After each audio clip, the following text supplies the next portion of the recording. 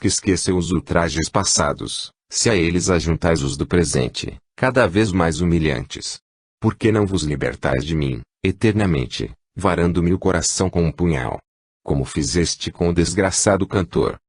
Acaso te enamoraste dele? Clotilde, interrogou Numa, num acesso de cólera.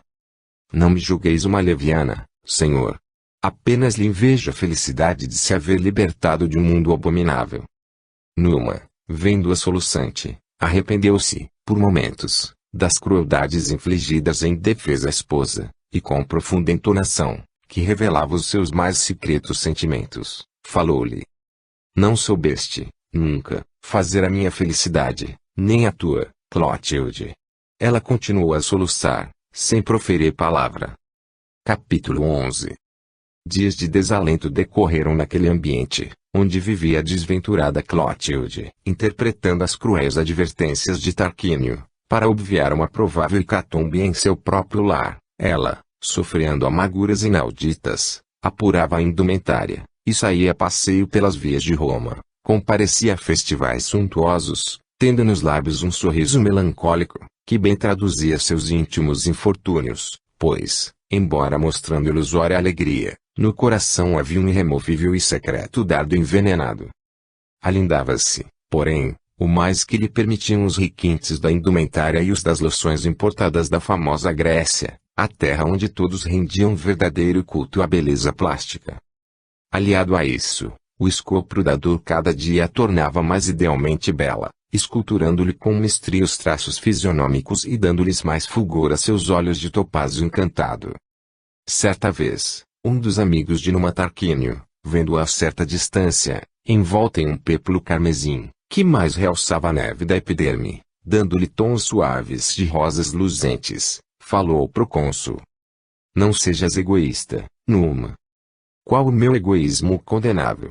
Ascânio, interpelou Tarquínio, sorrindo, pois percebera que ele se referia à sua consorte. Por que ocultas a todos os amigos o local maravilhoso onde descobriste tão inestimável tesouro feminino? Desejava sabê-lo para ir buscar um semelhante ao teu. Numa riu com orgulho, e respondeu com ênfase, o tesouro era único, oculto em uma região insular, quase deserta, e, para dele me apoderar, precisei de trucidar 4 formidáveis dragões, que custosamente venci. Se eu descobrisse algum igual ao teu, teria júbilo em trucidar, não 4, mas 40 dragões, disse o amigo, olhando com enternecimento o vulto airoso de Clotilde. Numa percebeu-o, e, visivelmente contrariado, advertiu-lhe, com um sorriso que não ocultava os seus intuitos sinistros, até que o descubras, caro amigo, em alguma cabreira insulada, como eu, ficas sabendo que a conquista pela qual tanto esforço tive de empregar, é agora intangível e aí de quem ouse tentar apoderar-se do que legalmente me pertence. Serei capaz de exterminar todos os dragões do mundo. O seu interlocutor compreendeu que o gracejo revelava um fundo de veracidade, fora leviano e podia ter consequências desastrosas. Pretextando súbita indisposição, retirou-se do festim em que ambos se achavam, lembrando-se do que havia sucedido ao ingênuo menestrel, cuja trágica morte ainda estava vívida em todas as mentes. Algum tempo decorreu sem incidentes dignos de menção. Clotilde, sempre meiga e triste, deixara-se arrebatar pelo turbilhão da vida, desejando, intimamente, libertar-se de tantas recordações penosas, por meio da morte, que ela julgava tardar em demasia. Uma tarde, aprestando-se para sair, Tarquínio disse a Clotilde, prepara-te, com o maior apuro, a fim de assistires ao mais suntuoso de todos os festivais de tua existência, a chegada de César, que volta glorioso da Gália. Seus admiradores, amigos e legionários, vão tributar-lhe inolvidáveis homenagens. Ela escolheu uma veste de pelúcia esmeralda e um péplo de brocado áureo, orlado de pérolas de Ofir. Era tão deslumbrante o seu aspecto, que, vendo-a, Tarquínio disse com desvanecimento e ironia, hoje, certamente, terei que fazer justiça a outros menestréis. E, assim dizendo, ocultou, sob as vestes de seda cor de olivas, o mesmo punhal persa de que se utilizara para exterminar o pobre enamorado rapsodo. Só ele se julgava com o direito de possuir o tesouro que fora prometido a outrem, Ele pôde usurpá-lo, apoderando-se dele ilicitamente, mas não consentia que alguém lhe arrebatasse. É a teoria dos egoístas ou ambiciosos. Para eles, o mundo integral não basta; para os outros mortais, um átomo de poeira excessivo.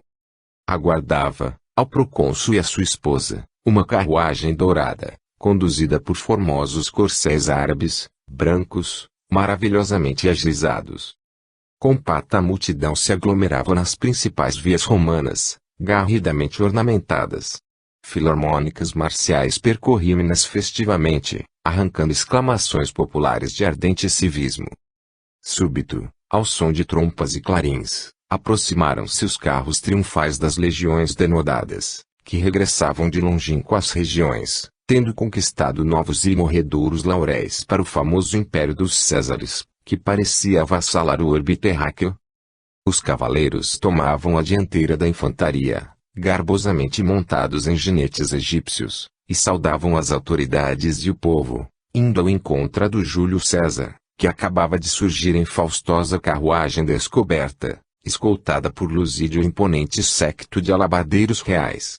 César recebia, sorrindo, com a fronte coberta de louros, as ovações delirantes do povo, que lhe atirava flores em profusão.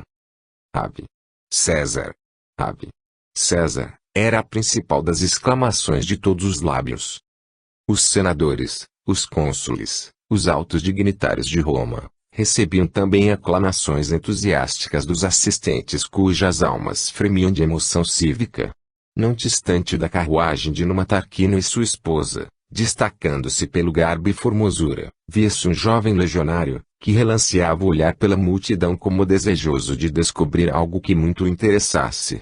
Quando o carro deslumbrante de César defrontou com o do procônsul, Clotilde empalideceu mortalmente ao fixar o melancólico olhar no belo cavaleiro que também, por seu turno, ficou lívido ao reconhecer a consorte de Tarquínio.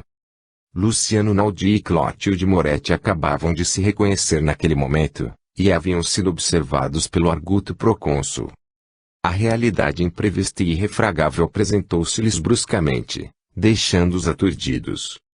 Pelo semblante trágico de Numa passou um lampejo de ferocidade. Fora traído pelos emissários a quem encarregara de eliminar os jovens Luciano e Flávio de entre os vivos.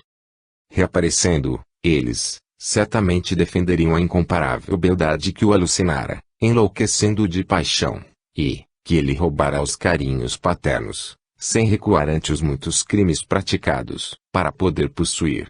Se Clotilde não o amara até então, recordando os mortos queridos, esforçando-se, tenazmente, por se conservar fiel ao noivo idolatrado, vendo-o, agora, de novo, mais belo e glorioso, havia de adorá-lo ainda mais intensamente. Se os desdéns de Clotilde lhe eram um suplício a recordar-lhe os entes amados, e nenhum o seria tanto quanto o noivo, esbelto e sedutor, a vida em comum, desde aquele fatal encontro, tornar-se-ia decerto e intolerável. Quisera ele próprio, naquele instante inovidável, trespassar o punhal no coração do odiado mancebo, mas, pelo que percebeu, Luciano fizera-se amigo de César, e este admirava os mais garbosos e denodados cavaleiros, num requinte de estética e de civismo apaixonado, qual um esmerado jardineiro se orgulha de patentear a todos os olhares as mais encantadoras flores, como se fossem por ele próprio produzidas, e não pela natureza.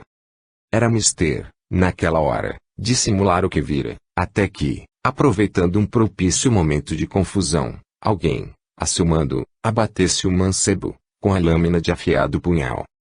Ninguém, mais do que ele, sabia planejar o modo de extinguir uma vida, por mais preciosa que fosse. Daquela vez nenhum infame assalariado poderia iludi-lo, pois ele próprio estaria presente no instante decisivo. Desguelha, olhou a consorte. Clotilde, esmaecida, deixava-se conduzir no áureo e majestoso veículo, repleto de flores odorosas. Qual se a levasse em um esquife, à hora de baixar ao túmulo. A multidão, transitando pelas ruas de Roma, desapareceu para ela, que só vira o relâmpago de um formoso olhar, sempre adorado, inesquecível, incomparável, que ela encerrava no íntimo da alma qual relíquia preciosa em um sacrário.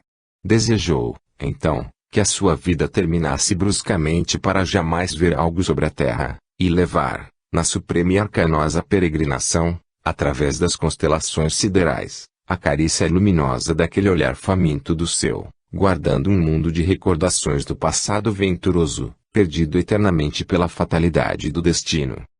Plantear-se alguém, algum ser idolatrado que se julga eclipsado no sepulcro, o abismo que traga vorazmente muitos sonhos fagueiros, muitas esperanças radiosas, muitas venturas floridas, supor-se extinta a vida terrena de um ente bem-amado, que se esvaeceu diante dos órgãos visuais, mas cuja recordação palpita, vive de perene, dentro do coração magoado e saudoso, pensar-se em um ser amigo, que se considera perdido, aniquilado, e, súbito, esse alguém surgir, pleno de beleza e sedução, da tumba ignorada, tal a fênix das próprias cinzas imortais. É enlouquecer de alegria uma criatura humana, e, logo, após, matá-la de tristeza infinda por sabê-lo incapaz de realizar a ideada felicidade de outrora. Como seria imensamente ditosa, se ainda estivesse no longínquo e fortinho insular onde nascera e fora criada, onde ficaram vagando os espectros de tantos entes idolatrados. Agora, porém, de que lhe valia o regresso de Luciano, o noivo amado? Se já não tinha livre seu destino, se já havia contraído odioso consórcio com o desnaturado, que ordenara a morte do noivo inesquecível, por intermédio de míseros assalariados. Como fora real a revelação de Múrfios Celan. Por que não dera resposta ao angustioso apelo que lhe dirigira, quando previra a destruição do lar paterno pelo déspota que a escravizara? Não o recebera, interceptado por algum celerado ou a secla de Numa. Porque, até aquele dia, não viera em sua defesa, sabendo em situação aflitiva, prisioneira em uma habitação que não considerava sua. Por que não lhe escrevera sequer uma palavra, para a encorajar a sofrer e a triunfar do monstro que se apoderara dela e de todos os mais caros de sua família? Revê-lo, após dolorosa separação, depois de sabê-lo perdido para o seu amor profundo, sem lhe poder transmitir os pensamentos, era a suprema tortura, o supremo suplício moral. Livrar-se ele de uma segunda vindita do desumano verdugo, inflexível no desejo de o eliminar de entre os vivos. Havia de vê-lo ressuscitado, saído de um túmulo ignorado, para o perder eternamente. Não. Teria ânimo de se arrojar aos pés do magnânimo César, de lhe narrar todas as suas vicissitudes, todos os seus tormentos, e implorar-lhe o seu patrocínio para uma causa justa, o seu apoio incomparável para se libertar de um carrasco, e recobrar o noivo fiel, o denodado legionário, Luciano Naldi. Capítulo 12. Clotilde voltara ao lar, quase desfalecida, tendo a tumultuar-lhe na mente um infinito de agonias morais e de interpelações, que, então, ninguém poderia confortar, a que ninguém poderia responder.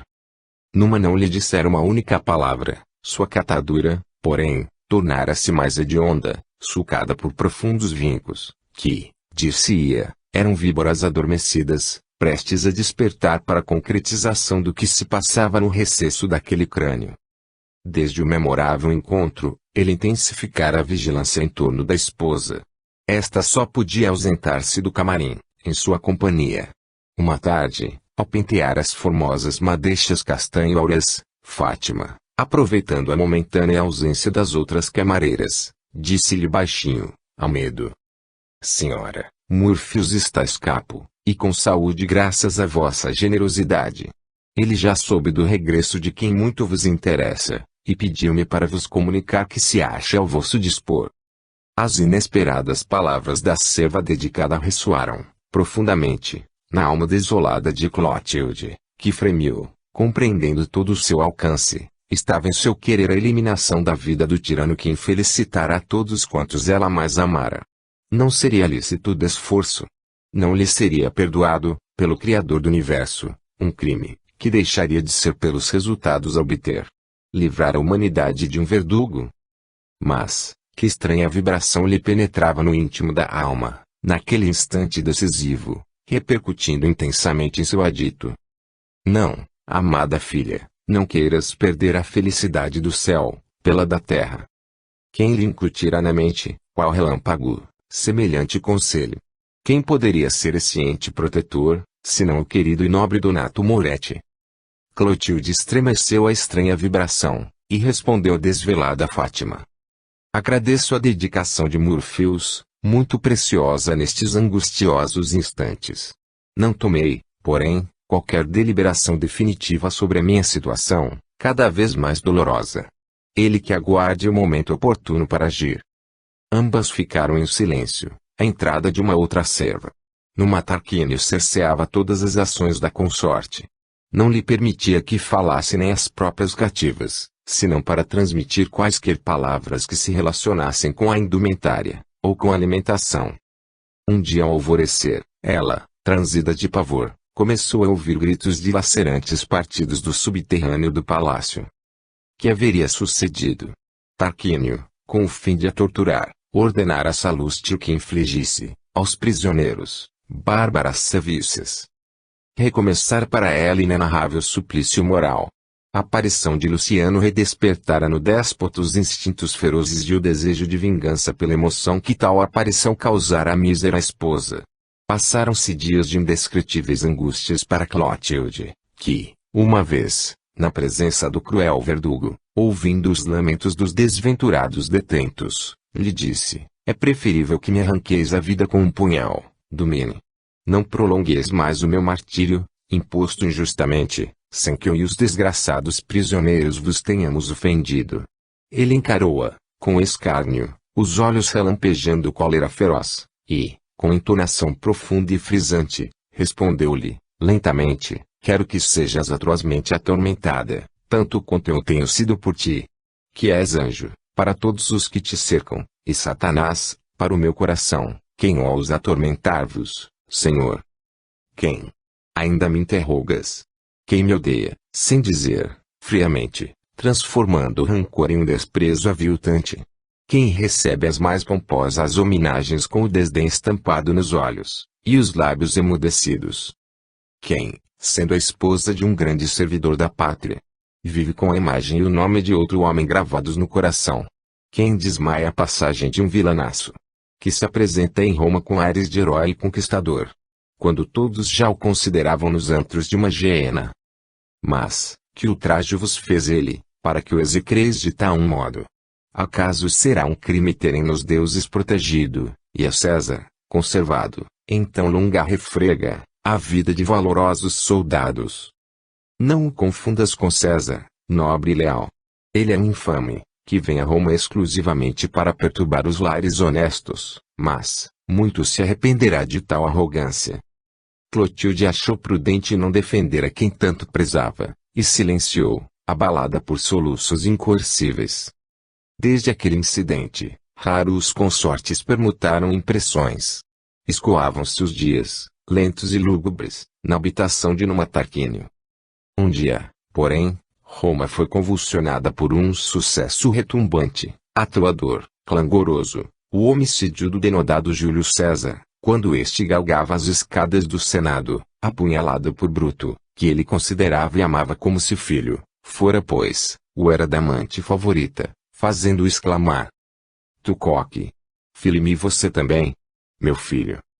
Morto covardemente o insigne conquistador das Gálias, que se insinuara no coração dos romanos por seus méritos excepcionais, foi designado pelo Senado para sucessor, Augusto Otávio, seu sobrinho e amigo, débil na aparência, mas que, bruscamente, por certo sob o influxo do espírito de herói instinto na terra, porém possuidor de faculdades incontestáveis no plano espiritual, mostrou pasmosa atividade, manifestando energia e coragem invencíveis.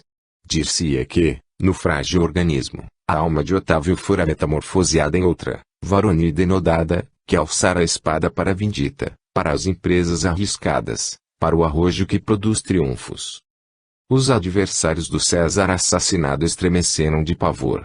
O desforço não se fez esperar. Por uma palavra suspeita, por um gesto indecifrável, por um olhar indiscreto, cabeças másculas, plenas de juventude e valor, rolavam sob o gládio dos centuriões. Lares eram devassados, mancebos denunciados por vagas informações, infundadas às vezes, e sumariamente decapitados. Uma atmosfera de sangue, de luto, de receios e de dor pairava sobre a cidade eterna. Um dia, ainda no leito, Clotilde viu Fátima beirar-se dela, na ausência de Numa Tarquínio, que se achava no Senado, a fim de fazer parte da assembleia, convocada, com urgência, por Augusto Otávio. O serva, depois de humilde cumprimento, disse, entregando-lhe um ramalhete de rosas: Senhora, com as devidas precauções, meu irmão recebeu, de um desconhecido e belo jovem, estas flores para serem entregues, pessoalmente, à Domina. Clotilde agradeceu o desempenho da delicada missão, e, ficando a sós, desfez os atilhos do ramalhete, e descobriu um minúsculo bilhete, escrito em pergaminho. Sempre adorada seis-me, após odiosas ciladas, de regresso a Roma, ansioso por arcar com todos os perigos para reaver o tesouro, que, covarde e cavilosamente, me foi usurpado por um desumano monstro. Já havia exposto a César a traição que me foi feita por um indigno procônsul, e ele prometeu fazer-me justiça, assim que averiguasse a procedência da minha denúncia, mas, a fatalidade persegue-me. Sei, por intermédio de mim, de tudo quanto tens padecido. Estou disposto à luta, à morte, se preciso for, para reconquistar o que perdi em hora fatal. Se estiveres de acordo com os meus planos, manda-me, escrita por tua própria mão, a palavra, sim. No caso contrário, ficarás silenciosa, e, nessa penosíssima hipótese, nada mais deverei esperar da vida. Teu, sempre teu, Helene. Indizível inquietação se apoderou do coração pressago da mísera Clotilde, ao ler a mensagem. Para que não surgisse o menor compromisso aos implicados na secreta missiva, após a leitura, repetida muitas vezes, para gravar bem em sua alma todos os vocábulos, a desditosa consorte de Tarquínio destruiu, em lágrimas, o precioso autógrafo. Eram bem de Luciano, do amado de sua alma, as expressões daquela inovidável missiva, que ficaria eternamente gravada nos refolhos do seu atormentado coração. Olhou enternecida para as rubras rosas, oferta do seu adorado companheiro de infância, e estremeceu, recordando-se do desditoso menestrel cuja morte trágica nunca poderia esquecer. Seria um doloroso presságio o que então sentiu, fazendo-a empalidecer. Meditando na gravidade da situação, conservou-se reclusa em seu velado camarim, entristecida e assediada por vaticínios tenebrosos. Grave era o momento que vivia, tendo em perspectiva a liberdade ou a derrocada dos seus sonhos mais queridos. Que estranha fatalidade os perseguia, justamente no instante em que Júlio César prometera fazer-lhes justiça. Fora assassinado por adversários, que, até véspera, eram considerados seus amigos dedicados. Uma conjetura inopinada lhe relampejou no cérebro, com fulgores de incêndio em florestas ressequidas. Não seria provável que numa Tarquínio, fazendo suspeita a afeição existente entre César e Luciano Naudi, o apontasse como um dos mandatários do monstruoso atentado. E se não fosse descoberta toda a urdidura da trama sanguinolenta, que teve por finalidade eliminar uma preciosa vida de herói? Apesar das inquietações, dos sofrimentos morais por que estava passando, sentiu inebriante conforto com a recepção da florida mensagem, embora, na realidade, contivesse também grave projeto, que podia simbolizar um sepulcro, cuja lápide, repleta de fragrantes flores, ocultasse no interior tristeza e desolação. Ela computara, em rápido pensamento, todo o valor, toda a extensão formidável fechada na dimensão léstica deste vocábulo, sim. Dir-se-ia que os povos remotos, os que auriam do espaço insondável o germe das línguas a serem formadas neste planeta sublunar, quiseram designar as coisas mais veneráveis, mais portentosas, mais meritórias por breves sílabas, as grandes sínteses que no idioma de Camões apenas tema, Deus, céu, mar, mãe, pai, ar, não, sim, como se quisessem expressar com a celeridade do pensamento tudo quanto possui um valor inestimável, ou participa da extensão infinita, uma infinidade de emoções fundidas em um vocábulo. Clotilde, naqueles segundos tormentosos, olhando as rosas que recebera, intérpretes de uma afeição sempre profunda e em cujo aroma sentia a pureza e a sublimidade de um afeto imortal, lembrou a duração efêmera da flor, símbolo talvez das esperanças fugidias, que, por um átomo de tempo, desabrocham nas almas torturadas de dois companheiros de infância e de juventude sonhadora. Como poderia enviar-lhe a resposta desejada sem que despertasse alguma suspeita odiosa? com o coração prenunciando dissabores e lutas acerbas, mas almejando finalizar o intolerável martírio moral em que vivia, querendo arrostar todos os perigos, até a morte, contanto que não se prolongasse indefinidamente o suplício de ser cativa de um monstro. Pegou uma áurea medalhinha que lhe fora ofertada pelo próprio Luciano, brinde de natalício ditoso, abriu um escaninho existente na mesma, e nele inscreveu, com um estilete metálico, a palavra que, para ela, então, encerrava todas as esperanças, todas as promessas de amor, todos os prováveis pesares, sim. Chamou em seguida a serva favorita, Fátima, e entregou-lhe a joia querida, pedindo-lhe que a entregasse a Múrfios para que este a fizesse chegar às mãos de Naudi. Compreendendo a gravidade da sua situação, as duas desditosas jovens, tão diferentes na hierarquia, e tão iguais na desventura, ficaram silenciosas por momentos. Lentamente, Clotilde, fitando os olhos na escrava dedicada, disse-lhe: Fátima, se os fados me favorecerem os planos, se algum dia eu for livre, tu também o serás. Que felicidade poderei fruir, na vida, senhora, senão a de viver junto a vós. Pois, bem, Fátima, tua vontade será satisfeita, não porém, como escrava, mas, sim, como irmã estremecida. Ambas choravam, antegozando uma aventura difícil de ser conquistada e uma liberdade cuja aurora, para ambas, ainda não havia raiado, e talvez estivesse longe de se realizar naquela sua dolorosa existência de formosas cativas de um déspota sanguinário. Fim do livro 5.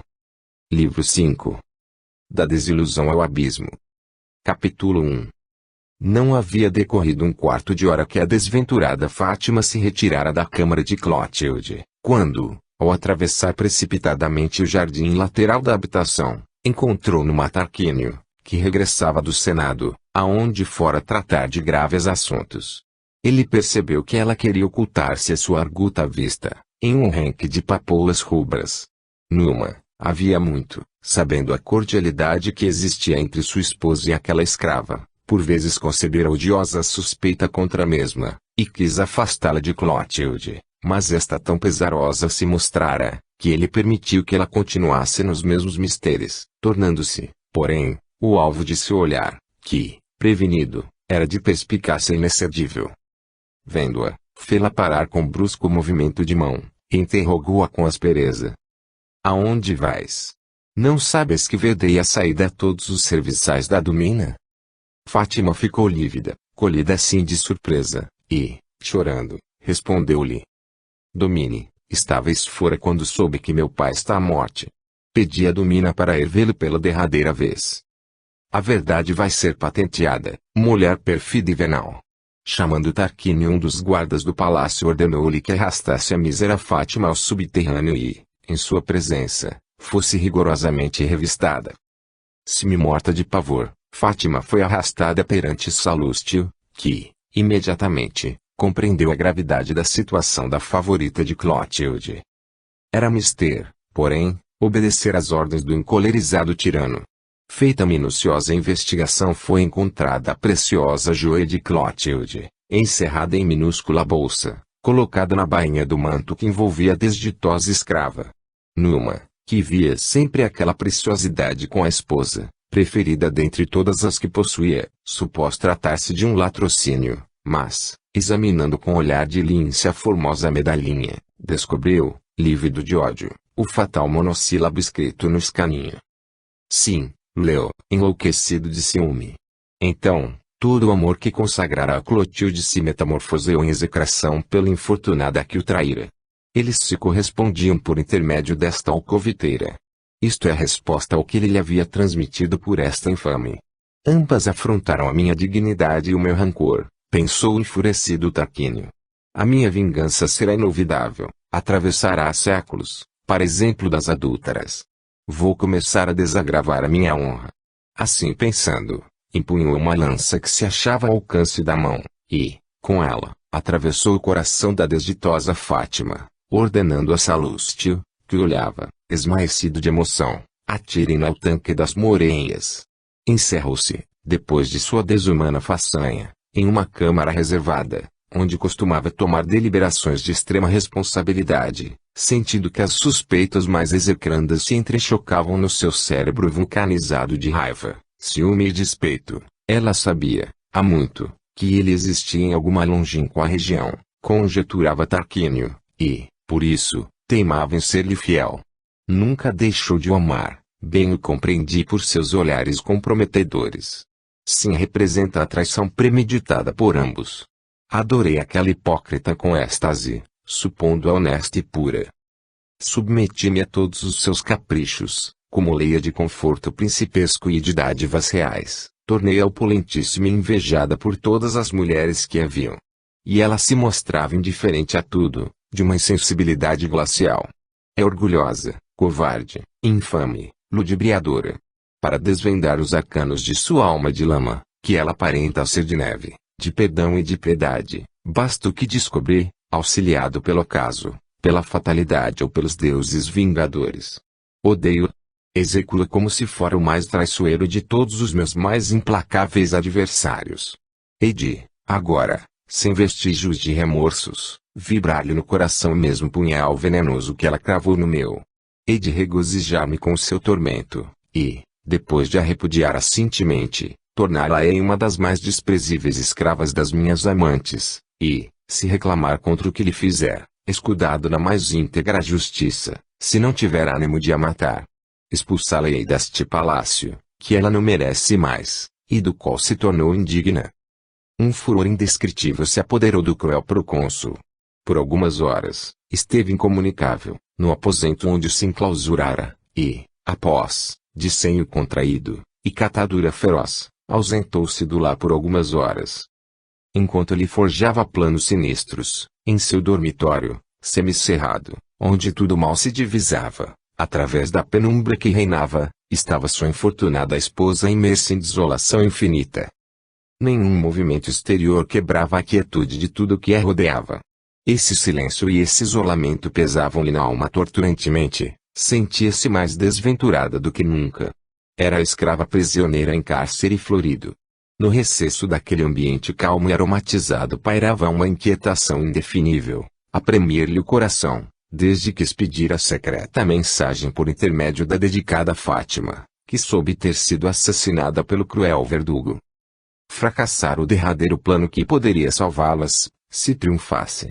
Angustiava-se por haver sido, involuntariamente, a causadora do sacrifício inútil de uma vida preciosíssima.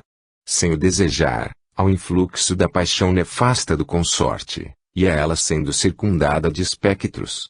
Quem lhe poderia valer, na desesperadora situação em que se achava?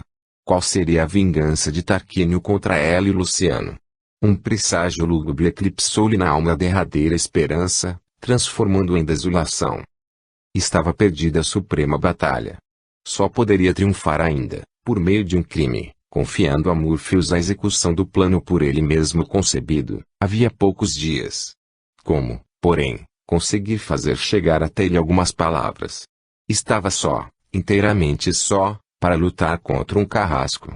Um avassalador esmorecimento dominou-lhe todo o ser, impotente para reagir contra a fatalidade do destino cruel. Sentiu-se pusilânime para a refregada vida, esmagada, vencida, aniquilada, imensamente desgraçada. E romperam-lhe dos seios soluços incoercíveis, e Clotilde desejou que seu coração explodisse de dor, asfixiando-a em borbotões de sangue. Capítulo 2. Aquele dia, que começara tão tragicamente, escoou-se em mortal inquietação para Clotilde.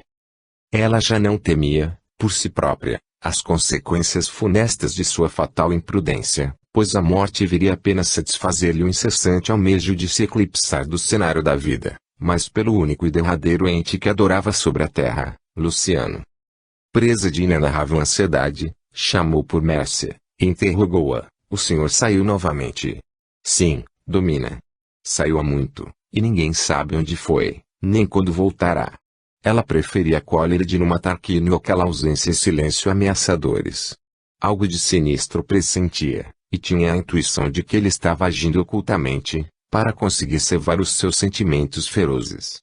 À noite, a luz vacilante de uma lâmpada de prata, que, pendente do teto, mal iluminava pinturas preciosas, de flores e aves, Clotilde distinguiu o vulto negro do tirano, cuja face, desta vez, lhe pareceu mais pávida e mais hedionda do que antes. Aproximando-se dela, disse-lhe, bruscamente, deverás preparar-te para um festejo matinal, amanhã, às 6 horas, precisamente. Sinto a saúde abalada, não me forceis a um passeio que seria martirizante. Minha resolução é inabalável.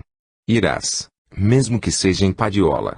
É a derradeira vez que te constranjo a sair contra a tua vontade, como, aliás, sucedeu sempre, parecendo até que tens vezame de te apresentar em público em minha companhia, talvez porque não sou um fato jovem, ridiculamente belo, menos valioso do que uma etaira. Senhor, não te escutamos assuntos que nos causarão dissabores, sem chegarmos jamais a um acordo. Quero, também que me escuteis, talvez pela derradeira vez. Ouvi-me. Fátima morreu inocente. Ela sempre me foi fiel e dedicada.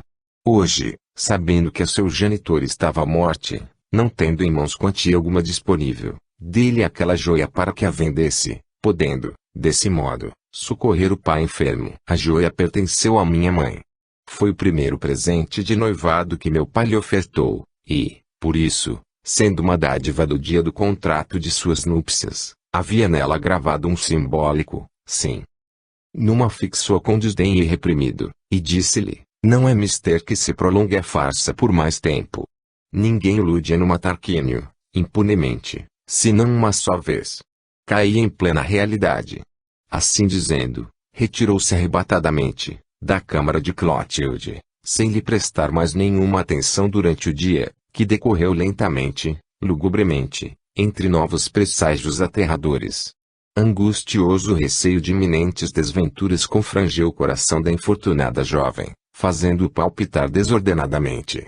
Atemorizava, acima de tudo, a premeditada serenidade do verdugo, de quem ela aguardava uma explosão de ódio veemente.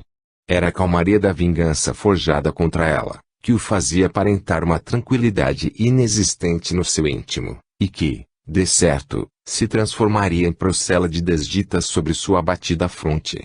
Que monstruosidade pavorosa premeditava ele para o dia imediato? Porque desejava que ela se apresentasse em público, pela derradeira vez, como lhe dissera ele intencionalmente, em uma época tão calamitosa como era aquela que estavam vivendo os romanos, de inovidável desforço contra os adversários de Júlio César, cujo homicídio estava sendo vingado impiedosamente por Augusto Otávio. Com a alma excruciada de temores dolorosos, Clotilde permanecia imóvel em um cossime na penumbra do recinto. Seu rosto marmóreo distinguia-se na semi-escuridão em que se achava, qual uma estátua plasmada em nevado mármore. Não se alimentara durante o dia, permanecendo desalentada até que a noite ensombrou, funereamente, o aposento em que se conservava como que mergulhada em sono cataléptico. Era noite alta, quando ordenou a uma serva que acendesse a lâmpada central, mas não se recolheu ao leito, continuando imersa em penosa meditação, rememorando todo o passado sombrio decorrido naquele encantador palácio, em que todos, exceto o tirano que o possuía, viviam em permanente opressão. Voltara Numa, havia 2 dias, a ser o mesmo déspota completo de outrora.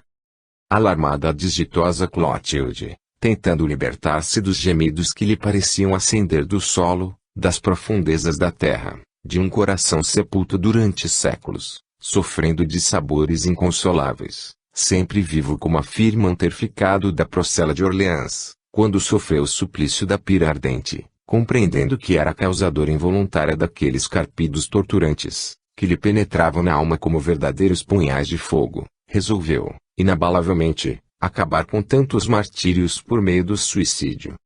Passou-se, então, surpreendente fenômeno, à nação sobreveio agitação febril. Sem poder mais sopitar as suas mágoas, agindo sob o império de uma força estranha e invencível, ergueu-se do cossimo onde estivera por muitas horas, parecendo semi-morta, envolveu-se em um manto, saiu da câmara e começou a andar, rapidamente, pelo extenso corredor que separava os seus aposentos dos reservados a seu cruel esposo. Ao atravessar o átrio, que ficava pouco distante do local onde sempre se achavam os guardas do palácio, ordenou, a um destes, que fosse chamar, à sua presença, o carcereiro Mor. Salústio, saudando-a, surpreso por vê-lo àquelas horas tardias, fora dos aposentos conjugais, e compreendendo o perigo que haveria se numa Tarquínia os visse, advertiu-a delicadamente. Prefiro a morte, Salústio, à tortura em que me encontro. Afronto-o, hoje, para que ele me apunhale de uma só vez. Não vim, porém, aqui para falar de meu martírio. Ouvi-me. Porque recrudesceu o tormento para os desgraçados prisioneiros. Recebemos ordens terminantes de vosso esposo, Domina, para assim proceder. Contra os ditames de nossa consciência santificada com os vossos belos exemplos, respondeu-lhe Salústio, olhando-a com enternecimento, e sentindo que seria capaz dos maiores sacrifícios para lhe poupar mais lágrimas. Senhora, continuou ele, após momentos de emocionado silêncio, estou disposto, para vos servir, aos mais arriscados embates, embora saiba que vou imolar a liberdade e a vida. Não o consinto, Salústio, basta o infortúnio dos que ousaram dedicar-me sincera afeição. Também sofro, senhora, vendo-vos assim angustiada. Quão feliz serei se, a vosso serviço, perder a vida por vossa causa. Obrigada, Salústio, disse Clotilde, com os olhos marejados de pranto. Eu me sinto só para a luta suprema, abandonada e oprimida. É um bálsamo, para meu coração, a vossa prova de dedicação. Sei que vos compadeceis de meus tormentos. Ponto que poderão cessar. Se o quiserdes, murmurou Salústio, intencionalmente, interrompendo-a. Estou desiludida da terra e dos deuses que me têm desamparado em instantes aflitivos. Deixemos, porém, de digressões inúteis, que nos poderão ser fatais, não permitindo aproveitarmos o tempo precioso, que está fugindo, e levando-me pedaços da alma. Escutai-me, Salústio, amanhã jogarei a derradeira cartada da vida. Sei que meu verdugo me prepara tremenda represália, e já tomei a extrema deliberação. Quero, pois, fazer-vos a última súplica, se, amanhã, for consumado o suplício de minha existência. Desejo que vos compadeçais, mais do que quando ele estava ausente, dos desditosos encarcerados. Sim, Domina, eu me encarregarei de serviciá-los ficticiamente, vergastando as colunas pétreas. Os gemidos que ouvirdes, da manhã em diante, não serão gemidos de dor, mas carpidos de saudades de sua grande protetora, ou preces de gratidão à piedade da mais bondosa e desventurada senhora que os meus olhos contemplaram. Obrigada, Salústio. Eu tinha necessidade deste desabafo com um ser nobre e generoso. Confio em vossa promessa. Adeus. Conta com a minha dedicação, que poderá transformar-se em martírio, para compartilhar do vosso destino. Ambos choravam. Estreitaram as mãos pela primeira e última vez, em pacto sagrado de mútua fidelidade e amor fraterno e puro. Fora, nos arbustos e nas árvores gigantescas do parque, houve um frémito de folhagens. Um súbito vendaval percorreu o ambiente, sibilando soturnamente nos interstícios das janelas. Rápidas lufadas abalavam os vitrais com estranho ruído, parecendo lulos de feras assaltando uma indefesa habitação, e prestes a penetrar em seus recintos. No palácio fatídico de Tarquínia os candelabros oscilavam nas correntes que os sustiam aos tetos, como que movidos por mãos invisíveis que desejassem arrojá-los a um abismo. Portas e ogivas fremiam e algumas folhas abertas, aparecendo as sombras para as fechar. Bruscamente, ouviu-se um estrépito de cavalos que estacionaram em frente à principesca habitação. Clotilde e Salústio separaram-se com precipitação. Exausta pelas refregas morais que a haviam supliciado por tantas horas, Clotilde recolheu-se ao leito, auxiliada por Mércia, que lhe perguntou: não quereis algum alimento, senhora? Há mais de 20 horas que não vos alimentais. Não, Mércia. Tenho fé na boca e na alma. Estou aprestando-me para a morte, e não para a vida. Depois, olhando-a, e vendo lágrimas a cintilar nos seus olhos orlados de violácea cor, pelo muito que havia pranteado Fátima, sua infortunada companheira de desdita, e, aguardando um desfecho trágico para si própria, a qualquer instante, disse-lhe: Mércia, tu e Fátima não fostes escravas, para mim, mas amigas desveladas. Pressinto que algo de muito grave se abeira de mim. É provável que não resista ao derradeiro golpe, que presumo seja mais rude do que os anteriores. Nunca tive apego às coisas materiais, que os deuses nos emprestam para uso temporário. Sei que tens irmãos na Gália Cisalpina. Quem sabe se ainda poderás libertar-te, e, então, terás o direito de regressar à pátria distante, da qual foste arrastada pelo sicário que teve a dita de vencer e escravizar heróis. Não sei que estranho presságio me adverte de que me aproximo do túmulo. E parou, subitamente. O esguio candelabro de prata, pendente do teto, estremeceu violentamente, qual se houvesse sido impulsionado por um ser intangível, mas vigoroso. Dir-se-ia, murmurou a pobre Mércia, transida de pavor, que Fátima está presente e nos escuta. Se for uma realidade o que imaginas, disse Clotilde, compartilhando do pânico de sua serva, que ela me perdoe o tê-la feito desgraçada, quando aspirava a fazê-la aventurosa. Júpiter, porém, teve compaixão de quem nasceu livre e foi feita escrava de um malfeitor maldito. E deu-lhe a liberdade eterna. Como eu anseio por conquistá-la também. Capítulo 3. Clotilde, observando as lágrimas da desvelada Mércia, disse-lhe, adverte-me secreto prenúncio, de que algo extraordinário se passará em breve na minha existência. Se, porventura, eu tombar no túmulo, onde talvez se consumam os meus pesares, receberás a prova de minha gratidão. Vês, ali, aquele nicho, onde se acha a estatueta de Júpiter. Próximo, um esconderijo, no qual ocultei o que trouxe de mais precioso do castelo da Rocha Negra. Se eu deixar de existir, ficarás com tudo o que lá for encontrado, pois ali está, com as preciosidades encerradas no cofre, uma declaração minha, para que não julguem hajas cometido um furto. Quero que repartas algumas com Múrfios e Salústio. Adquirirás o teu resgate, libertando-te, legalmente, do monstro, e poderás regressar à tua pátria. Lá, encontrarás, certo, a ventura de que te privaram em Roma. Aí, senhora minha, exclamou a humilde serva, que felicidade poderei desfrutar na terra, se deixardes de viver, não me sendo possível mais ser-vos útil. O tempo, que não cessa de se escoar, há de dar-te lenitivo às mágoas. Hás de poder esquecer-me, vivendo ao lado dos que te amam. Esteja, porém, eu onde os deuses determinarem, no espaço ou neste mundo de trevas, conservar-me-ei, sempre, reconhecida minha dedicada companheira de amarguras. A porta, que havia sido cerrada pela fiel Mércia, abriu-se com ruído e, à luz trêmula da lâmpada, apareceu a figura sinistra de Numa Tarquínio, que, com um impulso violento, afastou a pobre cativa. Aturdida pelo terror que sempre lhe causava as violências do verdugo, Clotilde, mudo espectro da dor e da desolação, conservou-se imóvel, e sem um protesto. Numa apenas falou, com voz estentórica, venho renovar as minhas ordens, espero que, ao alvorecer, estejas preparada para o festejo para que te convidei. Pela derradeira vez. Não deves fazer demasiado sacrifício pela perda do sono, pois, pelo que observo, passas as noites em vigília. Premeditando, certamente, o que nunca ousas confessar-me. Clotilde, vencida pelo pavor e pela angústia, não respondeu. No momento, porém, em que o cruel algoz pronunciara as últimas palavras, um trovão, metralha celeste, atuou pela amplidão celeste, sacudindo o solo, e, logo após, impetuosas bátegas de chuva fizeram estremecer portas e ogivas.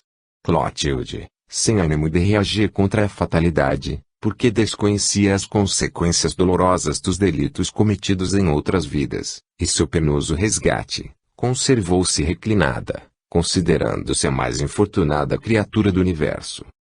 Vendo-a inerte e emudecida, houve um fulgor sinistro nas pupilas do procônsul, como os há nos olhos dos tigres africanos, quando descobrem presa indefesa em que podem saciar a fome. Não me respondes. Hipócrita, interpelou ele, com voz atroadora. Ela, transida de terror, apenas gesticulou com a formosa fronte, afirmativamente. Tarquínio retirou-se precipite do aposento, fechando a porta com fragor. Fora, a procela continuava a açoitar as árvores do parque, e as janelas, por onde o vento soprava como alcatéia de lobos famintos, rondando vítimas apetecidas. Clotilde, sacudida por um tremor incoercível, não pôde erguer-se do móvel onde se achava, Nem teve ânimo para chamar a espavorida Mércia. No estado de alma em que se encontrava aprazia-lhe o insulamento e as sombras. A luz da lâmpada estava prestes a extinguir-se e oscilava no teto como um coração quase agonizante. Às vezes, os coriscos rubros iluminavam soturno aposento e as cortinas de púrpura que velavam as portas exteriores do palácio fatídico, parecendo incendiá-los. Clotilde achava estranho o proceder de Tarquínio, insistindo para que fizesse, em sua companhia, o derradeiro passeio. Novas e pertinazes angústias a soberbavam, e, mais do que sempre, considerava-se a mais ínfima das escravas. Que brusca e hostil atitude assumira ele desde a véspera daquele dia, que, para ela, parecia ter tido a duração de um século. Como suspeitara que Luciano lhe houvesse escrito? Como reconhecera ele a letra na palavra fatal, sim, Luciano? Onde se acharia este, depois do assassino de César, o amigo que prometera agir em seu favor e fazer-lhe justiça? Quem saberia dizer-lhe se ambos, ela e Luciano, não haviam sido atraiçoados por espiões ou apaniguados de Numa Tarquínio? Teria Luciano sabido do trágico sucesso que originara a morte da infortunada Fátima? Onde estaria? Oculto? Ou a serviço do sucessor de Júlio César? Teria Morfeus, disfarçado com vestes femininas, e que fora o portador do ramalhete mensagem, assistido ao assassínio da desditosa serva, ou tido dele conhecimento? Teria Luciano logrado o mesmo prestígio no coração de Otávio Augusto? Ter-se ausentado de Roma, desiludido de sua afeição, suprema desventura para sua alma amargurada, a fim de evitar prováveis desditas e perturbações na sua vida, tão invada de dores e infortúnios. Um desespero indefinível lhe estourou do coração, ao lembrar-se de que havia chorado intimamente, com o espírito vestido de crepe, o passamento do noivo querido, de que, após decorridos 2 anos, que lhe pareceram milénios, de inconcebíveis suplícios morais, pudera vê-lo só por um instante apenas, ressuscitado, tão belo como outrora, para o perder, novamente, por todo sempre. Que faria ele, quando soubesse partido para a região ignorada, sem haver obtido a derradeira prova de sua fidelidade, e do seu amor infinito? Vencida, afinal, pela fadiga, Clotilde teve um súbito esmorecimento, sentindo-se aniquilada, tal se o fosse pela derradeira vez, por toda a consumação dos séculos. Parecia-lhe, no entanto, que o seu espírito se exteriorizara e se aproximara de um ser intangível que lhe pronunciara o nome com carinho. E ela reconheceu o timbre familiar do querido e finado genitor. Clotilde, pai querido, murmurou ela no pensamento, não me abandoneis. Receio novas ciladas do sicário que me escravizou. Falai-me, aconselhai-me, pai adorado, sobre o que premedita ele contra mim. E Luciano? Nenhum rumor percebeu em redor, por alguns instantes. Sentiu, porém, alguém gemendo, e distinguiu estas palavras, em tom doloroso e trêmulo. A prova suprema. A dor suprema, quem está gemendo? Quem me avisa da aproximação de uma prova acerba? De qual não sei se poderei triunfar. Silêncio absoluto.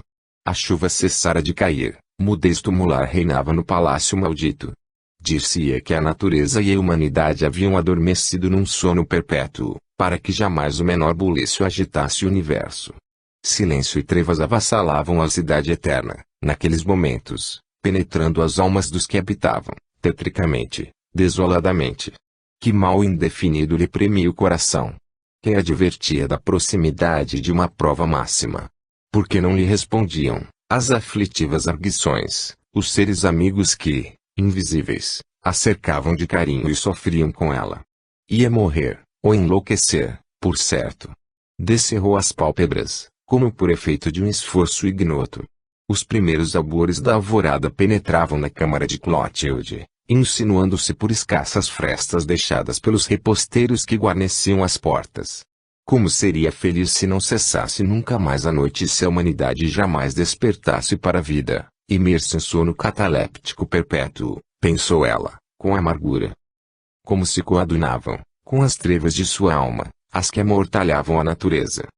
Contrariando, porém, esses desejos dolorosos, as sombras noturnas dissiparam-se e os plenos rubores aurorais invadiram suavemente o aposento da desditosa esposa de Tarquínio. Uma ceva penetrou, de leve, no dormitório, com o fim de a despertar, mas encontrou-a já acordada. Onde está Mércia? Interrogou Clotilde. Não pode erguer-se do leito, Domina, por causa do abalo que sofreu ontem, não se encontra em condições de vos servir. Vem vestir-me daqui a momentos, Flávia. Deixa-me só por agora, mais algum tempo.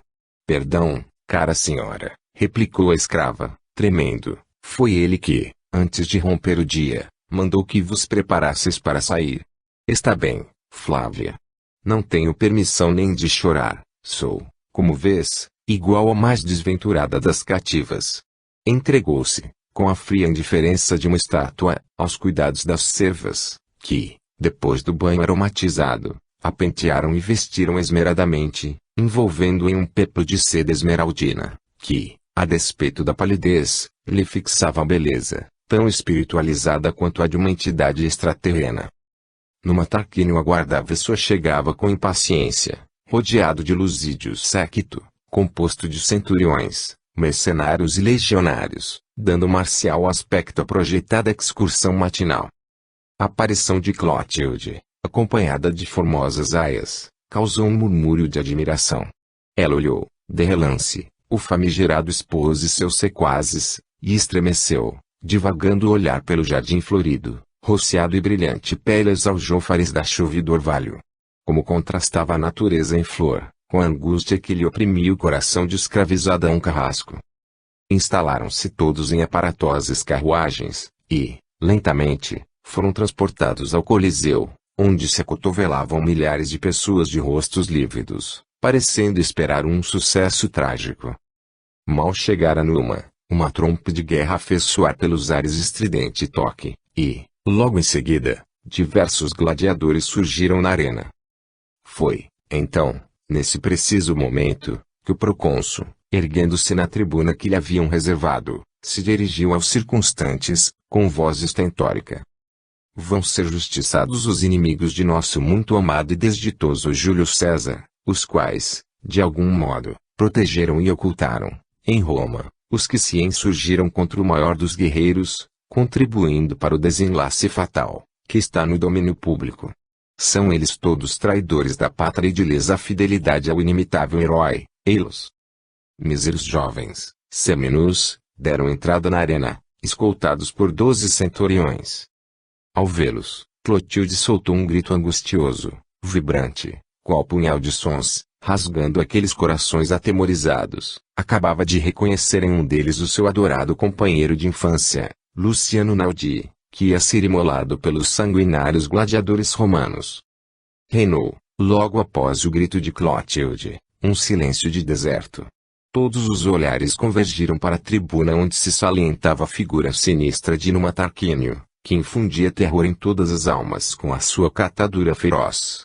Com surpresa geral, naquele tempo desolador em que ninguém ousava, impunemente, externar os seus pensamentos contra os tiranos opressores, o mais belo dos condenados, Luciano Naudi, alçando o braço direito, ao alto, falou ao povo, com timbre sonoro e firme: Romanos, sabei, todos vós, que fui um defensor e não um traidor da pátria. Fiel soldado, lutei ao lado do incomparável Júlio César, legionário impoluto, acabo de ser infamado com a pena máxima, sumariamente, para satisfazer a vingança de um déspota. Morro inocente, mas a maldição dos deuses cairá sobre a cabeça do verdugo que me caluniou perante Otávio Augusto. O nome do falsário, mancebo. Rugiram vozes, em uníssono. O mesmo que me roubou a felicidade, com a noiva adorada, e agora tenta rapinar minha honra também. Ei-lo, disse Luciano, apontando, com um gesto largo, o vulto patibular de Numa Tarquínio. Ao aceno deste, um dos gladiadores abateu com terrível golpe, e o jovem Luciano tombou ao solo em um lago de sangue, sem um brado de revolta ou de dor. Sussurro formidável, que se fez semelhante ao do desabar de um alude sobre despenhadeiros insondáveis, abalou o Coliseu. Assassino, infame, gritaram assistentes enfurecidos. Matem o caluniador também, gladiadores, vociferava a multidão, enquanto os lutadores, insensíveis aos rogos de perdão para os desditosos prisioneiros, os iam abatendo a rijos e certeiros golpes de Gládio, tingindo-se a arena com a púrpura inconfundível do sangue humano. Outro grito penetrante, de desespero e de dor infinita, ressoou pelo Coliseu, partido da tribuna do perverso procônsul, sempre garantido pelo séquito marcial que o defendia. Luciano. Luciano.